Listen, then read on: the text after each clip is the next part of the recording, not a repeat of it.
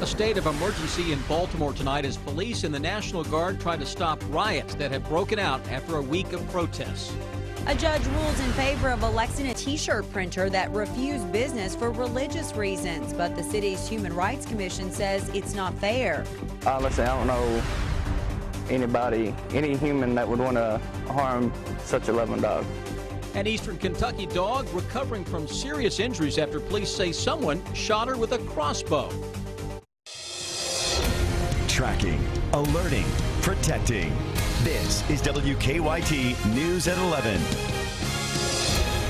Good evening. Tonight, what had been peaceful protests erupted into riots in Baltimore. Rioters attacking police officers tonight and setting fires around the city. Maryland's governor declared a state of emergency and called in the National Guard. This is a live look at the scene in Baltimore right now. The riots began just hours after the funeral for Freddie Gray, the man who died of a spinal injury while in police custody. Greg Boswell has the very latest in our top story at 11.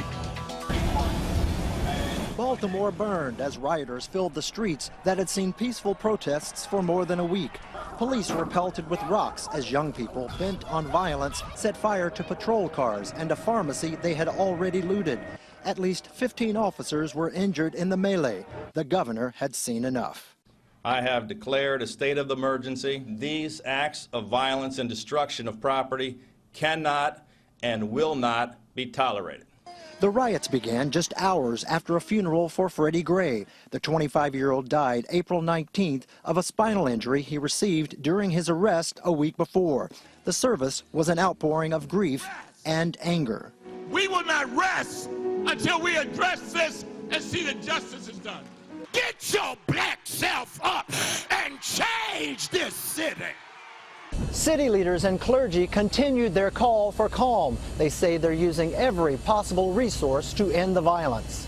Baltimore's mayor called the rioters thugs and announced a 10 p.m. to 5 a.m. curfew beginning Tuesday. This preliminary curfew will last for 1 week and be extended as it is necessary. Police reported several arrests as looting continued into the evening. The mayor said calm will return to Baltimore and the thugs who broke the law will be brought to justice. Craig Boswell, CBS News, Baltimore. Baltimore's public schools are closed tomorrow, and the Baltimore Orioles postponed tonight's game against the Chicago White Sox because of violence near the stadium. Tonight, a Madison County business owner says large hail damaged every car on his car lot this past weekend. Luke Linville owns County Line Auto Sales near Berea. He says 14 cars had dents or cracked windshields. He says he only has liability insurance, and that will not cover all the damage. And he's not sure how much it will cost to repair the cars. You don't have no comprehensive, that, a hailstorm or a tornado is your worst fear. Linville also said this comes as he's still dealing with the loss of his son, who died just a few weeks ago. He says he hopes to still sell some of the cars, but he's not sure how much the hail damage will knock off their values. No storms across the Bluegrass tonight, but you may notice some frost when you wake up in the morning. Let's check in with our chief meteorologist, Chris Bailey. He has an early look at the forecast. Chris? Yeah, a little patchy frost, a good possibility again tomorrow morning, especially, Sam, in those sheltered valleys. Had that this morning as well. One of the ingredients to get a little touch of frost out there on a chilly night, you need clear skies. Can't have clouds around. Take you back to around 6:30-ish this evening when we had a fair amount of clouds. We were telling you as the sun gets lower on the horizon, you would notice the clouds dissipate.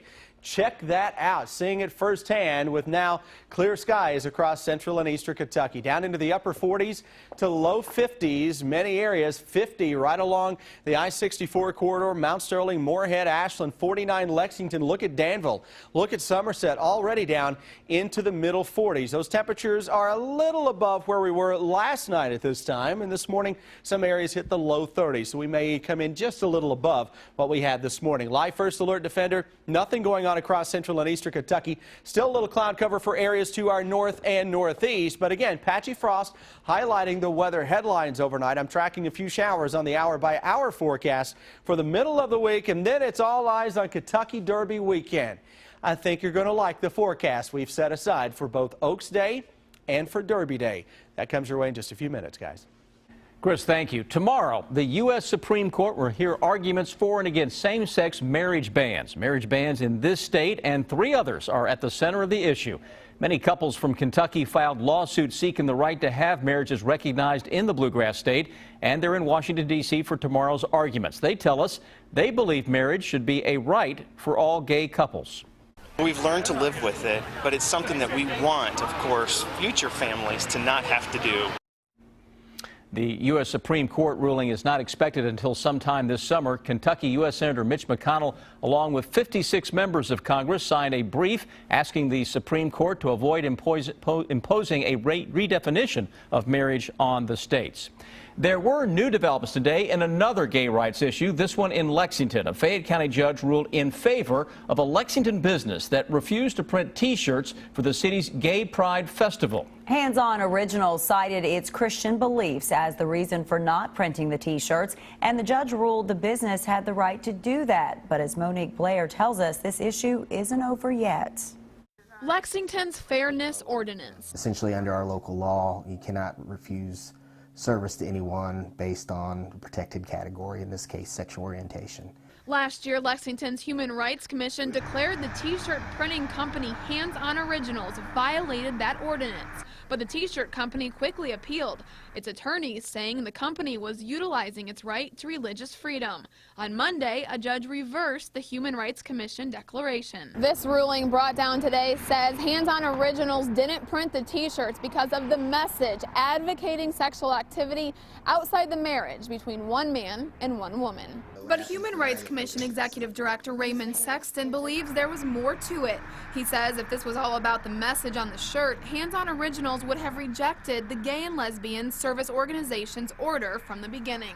It was not. It wasn't until they found out who the group was and what the members consisted of, that's when they decided to reject their business. Hands On Originals owner Blaine Adamson's attorney Jim Campbell released a statement today saying, in part, the court rightly recognized that the law protects Blaine's decision not to print shirts with messages that conflict with his beliefs, and that no sufficient reason exists for the government to coerce Blaine to act against his conscience in this way. In Lexington, Monique Blair, WKYT.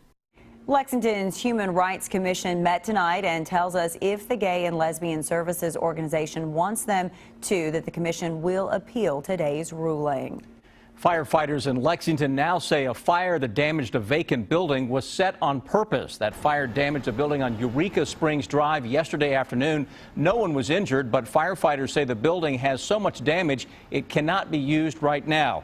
Firefighters have not said what led them to determine the fire was arson. So far, no arrests have been made in the case. Her owner can't understand why this would happen. Tonight, a Perry County dog is recovering after police say someone shot her with a crossbow. And now police are trying to figure out who's responsible. New at 11, Jordan Blinds is live at the live desk with this story. Jordan? Amber, that's right. This weekend, Michael Clemens received a disturbing phone call from his neighbor saying that his dog had been shot and might not survive. She's not a dog to me, she's part of the family. A family member that was found injured, bleeding on Michael Clemens' front porch last Saturday. I got the call around 3:30 saying that my dog had been shot. Honestly, I don't know any human that would want to harm such a loving dog. He tells us someone shot his dog Midnight through the chest using a bow and arrow. Clemens immediately brought Midnight to the local vet, all the while preparing for the worst. At first, I did not. I didn't think she was going to make it. Miraculously, Midnight pulled through, greeting her owner at the animal hospital Monday, tail wagging with the good news of a full recovery. They have a different mentality than we do. All they want to do is be loved. Now Clemens is determined to find the person who put his beloved pet in harm's way and who could have seriously harmed others as well. I'm mad that my dog got shot, yeah, but what if they'd have missed her and hit a kid or someone else? Kentucky State Police is investigating this incident. So far, they have no leads. In Perry. Now, if you'd like to donate money towards the dog's medical bills, you're asked to call the Appalachian Animal Hospital in Hazard. At the live desk, Jordan Valines, WKYT. Jordan, thank you. And we have that phone number for the animal hospital listed on our website, WKYT.com. Follow WKYT online at WKYT.com. Join the conversation on Twitter and become a part of the WKYT Facebook family.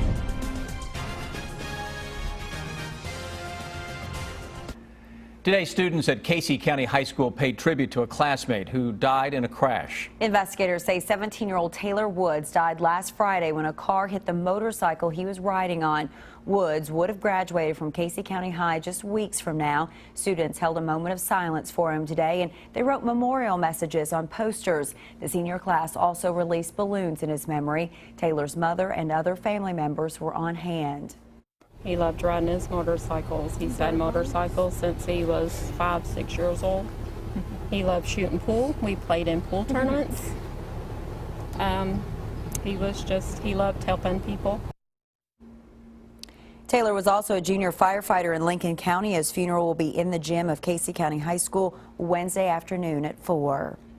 The trial of the man accused of killing 12 people and injuring dozens more at a Colorado movie theater is now underway. James Holmes' murder trial began earlier today. Investigators say he was behind the 2012 shooting massacre during a Batman premiere.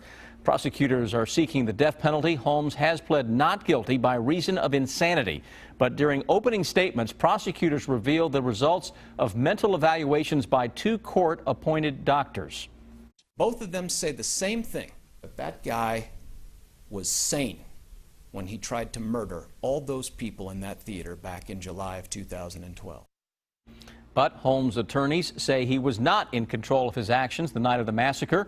The trial is expected to last at least 4 months. Tonight, we are tracking the investigation after an Eastern Kentucky toddler suffered serious injuries. Police say a dog chain ended up wrapped around her neck. It happened in the Wallens community of Harlan County. Police say the 2-year-old girl walked from her home to the home next door and was playing with a dog that was chained up. But somehow, police say the chain ended up around the girl's neck. The girl was airlifted to a hospital. Her condition is not known tonight. Police are investigating, but they say so far no charges have been filed. Tonight, the search continues for an inmate who walked away from a Lexington prison. Prison leaders say Charles Blanton left Blackburn Correctional Complex last night. He was serving time on drug charges. Blanton is the 4th inmate to walk away from Blackburn in the last 4 weeks. People living nearby tell us they've had enough. They should have more security. They should have better lights. And it's dangerous because there's children around here. There's a bunch of children around here. Blackburn leaders say they take all walkaways seriously and they review policies after each one. Last year, there were at least 8 walkaways from the prison. In comparison, Tennessee minimum security prisons had 4 escapes over the last 2 years, and Virginia had none over the last 3. A shocking sight for employees and customers at a Knox County restaurant. Employees at the Burger King in Barberville say a woman showed up naked. Police say that 26-year-old Kayla Nunn then tried to walk into the restaurant, but the employees kept her outside. And then our manager goes to the door, and he's like, "Ma'am, where's your clothes at?" And she goes, "I have hair and tattoos on." Now, police say that Nunn then began harassing customers outside, so employees called police, who then arrested Nunn and charged her with indecent exposure. They say she may have been under the influence at the time.